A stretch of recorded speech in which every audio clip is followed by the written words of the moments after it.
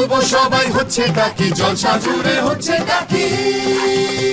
জানোই তো বড় দাদ, খিদে পেলে আমার মাথাটা গরম হয়ে যায়।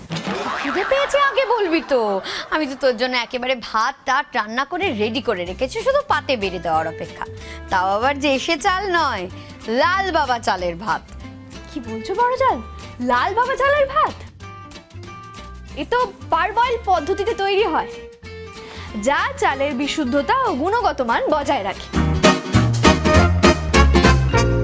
পুজো নিয়ে বলতে গেলে যেটা মনে হয়, আমি যখন ছোট ছিলাম, আমি মধ্য 70-এ আমার জন্ম, তখন পুজোকে ঘিরে যে উন্মাদনা আমার থাকতো এখন অনেকটাই কমে গেছে।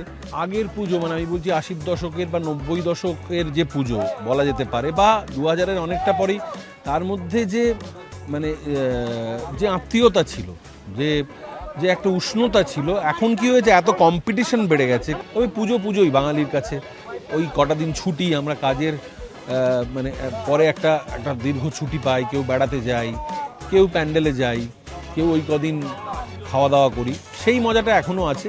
তো আমার কাছে পুজো মানেই ওই ছুটির দিন, এবং ভালো লাগে পুজোর এই আবহাওয়াটাই ভালো লাগে, ঢাকের আওয়াজ, অঞ্জলি, সবটাই খুব উপভোগ করি, এখনও উপভোগ করি। কিন্তু ছোটোবেলার সেই পুজোটা কোথাও না কোথাও মিস করি।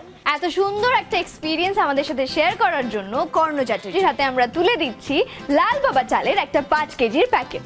এবার থেকে ওনার বাড়িতেও লাল বাবা চালের ভাতের মিষ্টি সুবাস মম করবে। Thank you very much. Star জলসার হচ্ছেটা কি? বলবো সবাই হচ্ছে টাকি, জলসা জুড়ে হচ্ছে টাকি।